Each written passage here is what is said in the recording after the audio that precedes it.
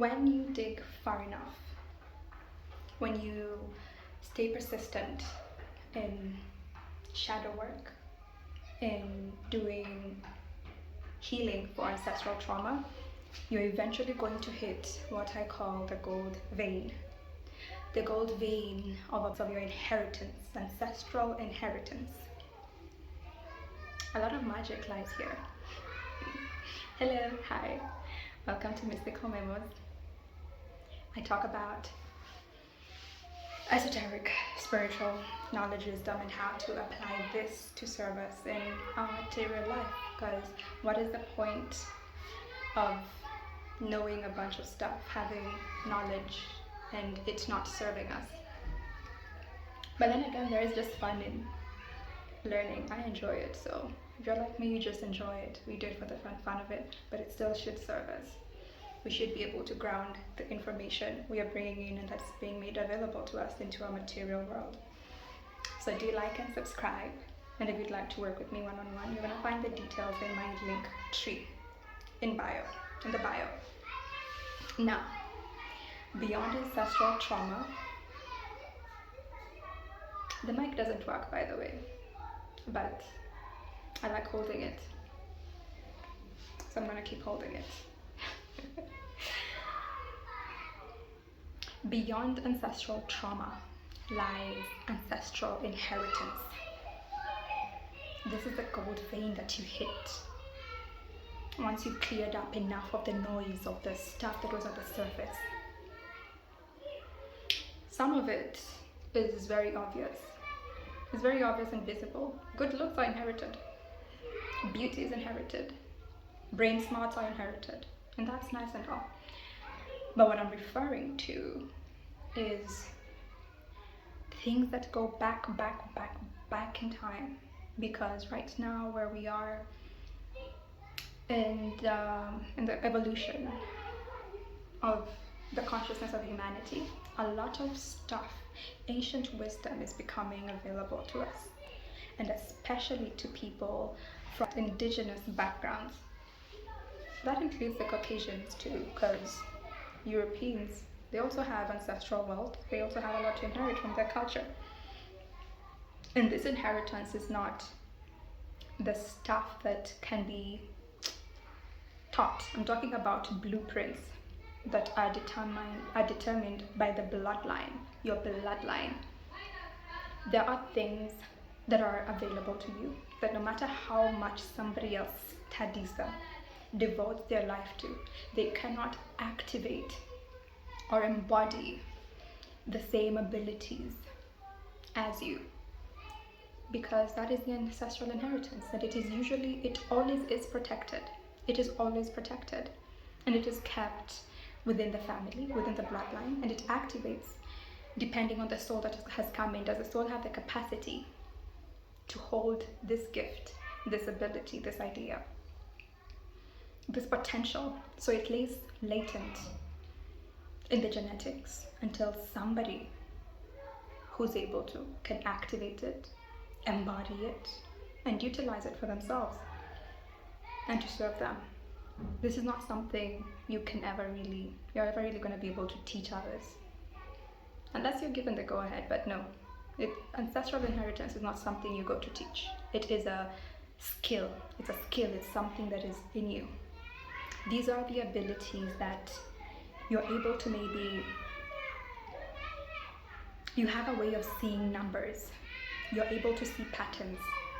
So when it comes to investing, you have a kind of insight. And it's almost like you're lucky, but you're able to see things in a way that other people don't see. So whatever it is you're picking, boom, it always hits. It's always profitable. If you're someone who's into the healing arts, you're a healer or you're a magician. For magicians, people who are into alchemy and the such, these are gonna be magical practices. Ooh. Schools of magic that are inherited and cannot be taught.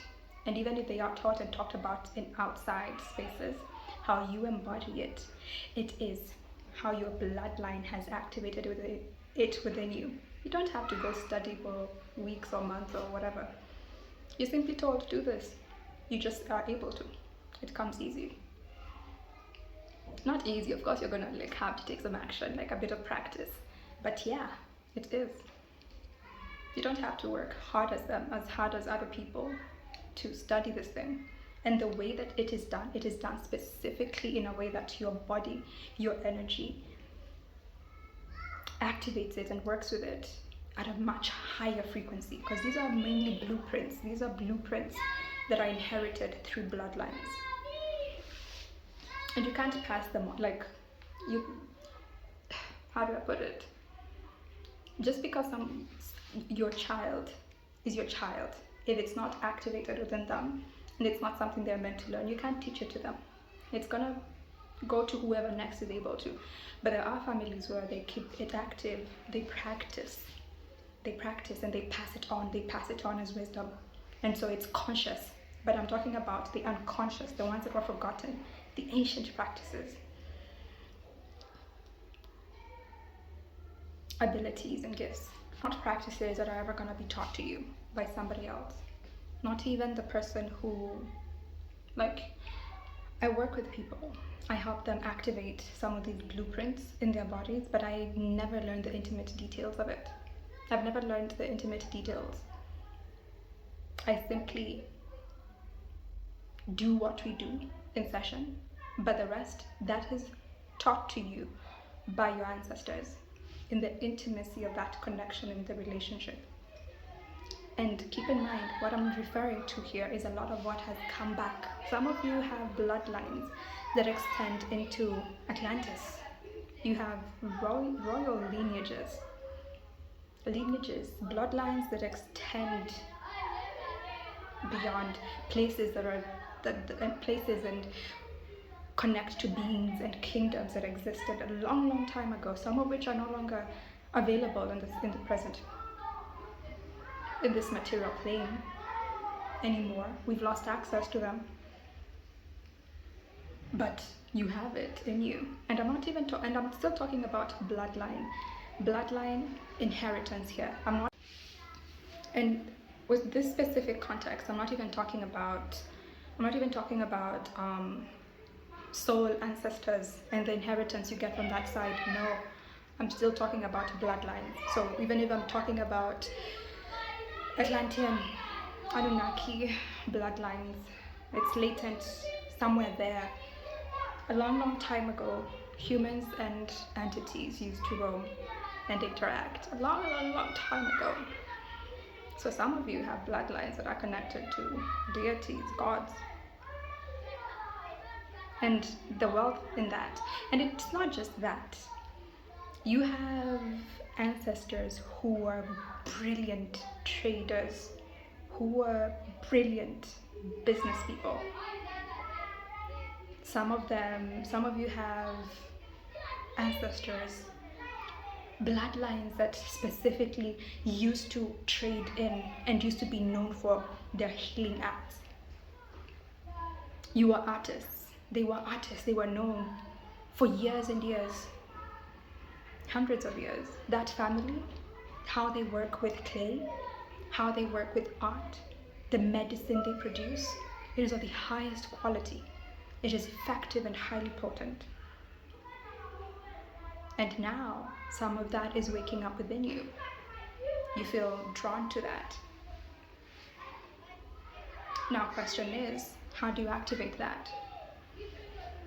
By working with your ancestors. And it's not gonna be, and so what happens is this. When you're healing ancestral trauma, you're not gonna heal everything. You're gonna heal what you're aligned with and what serves you based on your soul contract for this particular lifetime. And you're gonna get to a point where you've dealt with enough of that. Now you're aligning with something else. You need to release those ancestors that were connected to and were aligned with those traumas and the things that you were healing. And then you're gonna need to now make room by clearing those ancestors out, releasing them, letting them go, and bringing in these higher frequency ancestors. And they're the ones who are gonna teach you, but you have to make room for that. You have to do clearings. As you get better, as you go through time and you evolve and you get better at what you do, as you heal more, Actually, it's through healing. As you heal and you release things, the shackles, the traumas, the attachments, you need to be releasing even the guides who taught you whatever it is you are learning at this stage. They're not the ones who are they're not necessarily the same ones who are gonna be with you at the next stage. Even your angels, your guardian angels, they change. Because say you have moved from ancestral trauma and healing, and you're now embodying your soul mission. That's a whole other team. You're getting a whole other team, because that team has the tools, can give you the level of support, protection, guidance that you need for this next level. What got you here, just like in life, is not what's going to get you there. So in the same way, you're going to need to release those ancestors, do a clearing, let them go. And you're going to have an in-between, a bit of an in-between phase where you're like, everything has gone silent, I'm not hearing anything. It's just a transition as the new ones come in, as the new ancestors settle into your energy. Now, these are higher frequency ancestors. They're the ones who are going to teach you that. They're higher frequency, yes, they're higher frequency. And you must let go of the previous ancestors as you heal. Learn to do clearings. Release ancestors, release guides, release angels that are no longer aligned with where you are in your mission and in your life path. Otherwise, it causes issues.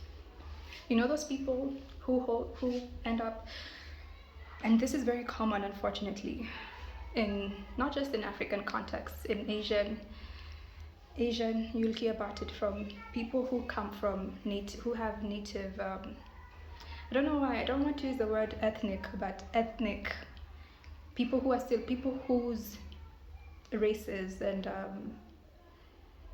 communities were known for working with the land, the earth. They had shamanic like.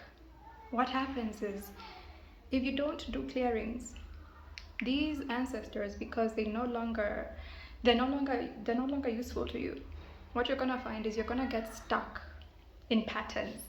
You're repeating, healing the same thing, but now instead of healing for you, because you cleared things for yourself, they're now bringing in things from other family members, things that are the responsibility of other people to heal and clear. It's now being put on you.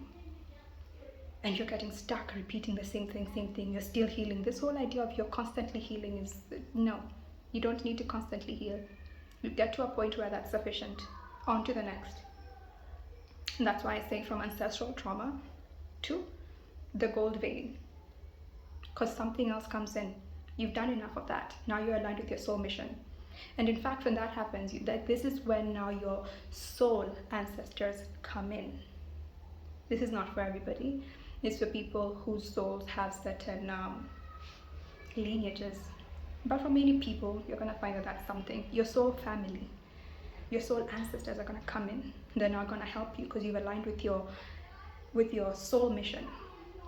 You're no longer living in the storyline of what you were born into. You're now conscious. You've gone through your awakening. You're no longer written and determined. The storyline you had come in with. You've cleared enough of that.